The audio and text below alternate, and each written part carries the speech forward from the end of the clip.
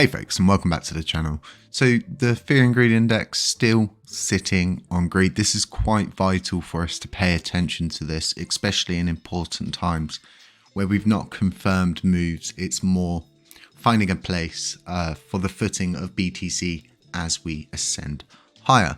So currently LUNC, Luna, things inside the cosmos are moving upwards. And this is just simply because the cosmos is reopening the doors, IBCs are being reconnected, and things are going on other blockchains. And this is why I keep saying we're in such a vital position at the moment in LUNC, because getting to parity where we can interconnect with all of these different IBCs that we are connected with currently, but still need to reestablish the whole connection.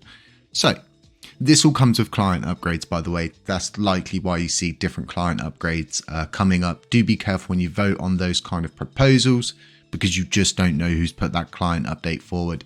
It could be a scam. Client updates are something that anybody can do.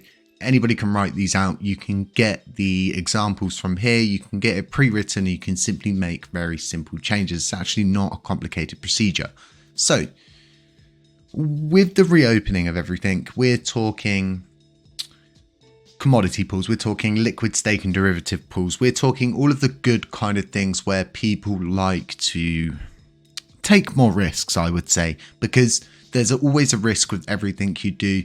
There's certain aspects, there's benefits to doing LSDs and obviously negatives to doing LSDs. And if you're doing LSD in real life, then that is a real negative. Moving forward, with the cosmos, what we want to see is this map open up to as many of these as we can possibly open up to in a safe manner, because as things start to open up, these IBCs start to open up, you see movement, you see volume coming from other blockchains, and it's like playing a game, isn't it? And you've just been given access to this area that you've not had access to in this game, and there's all these different shops, there's all these different items, and there's all these different kind of things that you can do to earn money, spend money, make money, lose money, whatever.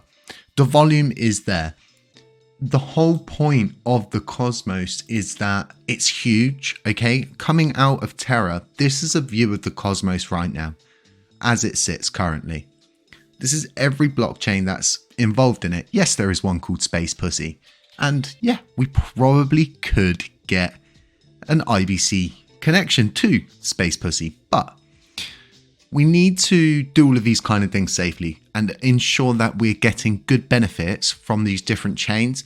We're not a small chain. We've got a lot to give, especially with the amount of liquidity that's actually locked into our blockchain. A lot of people forget that the Oracle rewards pool is just so vast from the crash that we have a ton of liquidity simply just locked away. You've got all these different coins locked away, and all of these are the same. They all work on a very similar consensus to us. That's the whole point of IBCs being interconnected. Parity is getting us to a point where all of this unlocks, everything's been done, it's a clean slate, we're ready to go. We can then look into creating our own commodity pools. All of these. Now, commodity pools are so important, I feel, for blockchains, kind of like how I feel about bug bounty systems, and they're so important, but having commodity pools can prevent, well, for instance, if the Terra hack was a hack and someone drained the liquidity, a commodity pool could have prevented that. It's not a hack, okay, folks? We're going to be coming to that harsh reality very soon. But what is going on here? Parity, getting us unlocked, getting the doors opened. Okay, it's so much bigger than we can ever anticipate, because a lot of people have always been fettered on this idea of IBCs, the IBC connection and the use of it. This is the use of it, opening up all of the doors, and for what they can come do on our blockchain, we can simply go and do that on their blockchain. So because we've got such a huge Oracle rewards pool, when you open the doors to IBCs, it gives people the chance to move liquidity from one blockchain to another. So say they wanted to move from, I don't know, let's say Crescent Network for just example. and they wanted to move from that network to Terra. But doing that through an exchange, changing over all of your treasuries, doing all of the different things that you would need to do, new multi-signature wallets, everything that comes with moving a project of such scale, IBC's wipes that out.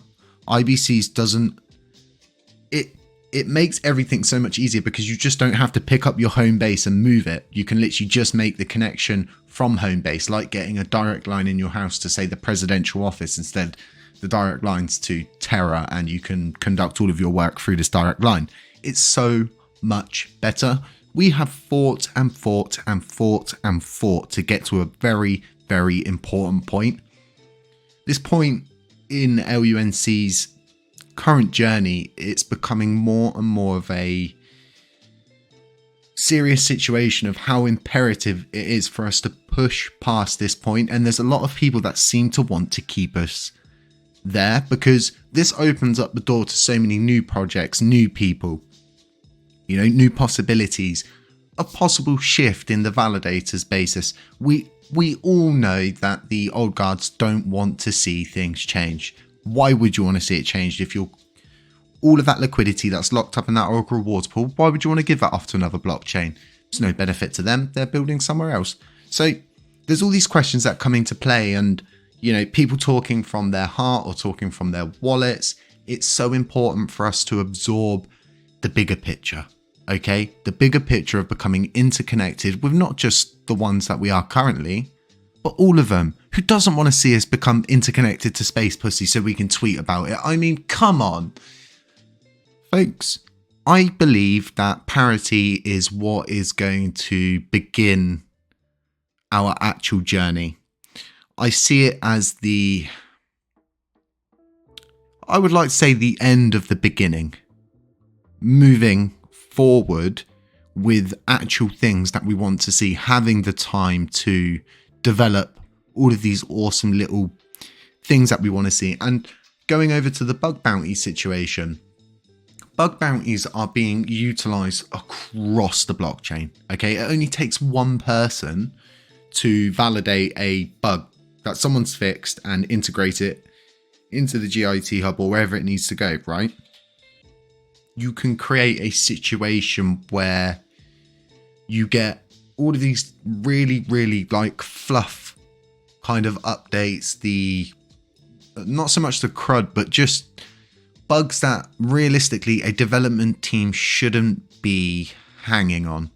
And they're so simple a lot of the time for someone who is a developer that it's laughable that someone with that skill set is fixing such bugs. So having a bug bounty system in LUNC, I think, is something that would really, really benefit the chain in the future. And this whole situation around developers, I think I'm going to do a video on it, because developers should develop, right? The project manager should manage the project, and there should be a public relations person, so to speak, someone that actually takes the community sentiment, doesn't need to worry about all of these different things, and, you know, everybody kind of staying in their lane. Developers develop. They don't need to mingle with, you know, everyday holders, because you just don't see this in other blockchains. And this seems to be the issue in LUNC. You don't see it with the SHIB devs. There's one very specific person who gives out the kind of sentiment inside the team, and it's like this across the board. You don't see TFO, you don't see all the different multiple devs constantly on Twitter talking about all the different things. It would just, you know, it just causes too much grief, too much surface area for attack. We'll be doing a video on this.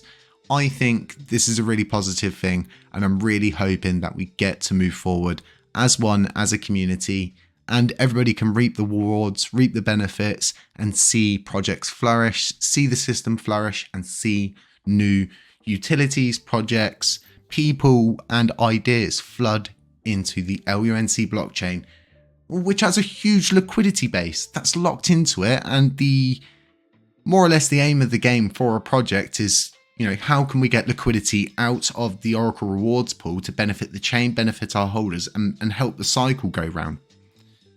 I'm going to leave it on that. Let me know what you folks think about this. Let me know how you're feeling. Let me know the sentiment that's going on between you and your closed groups and the people that you speak to. It's so important that we know what is going on with the community. Folks, stay safe, stay humble, stay aware, beware of scammers, beware of doppelgangers, beware of anybody pretending to be me, and I will catch you in the next one. Sure.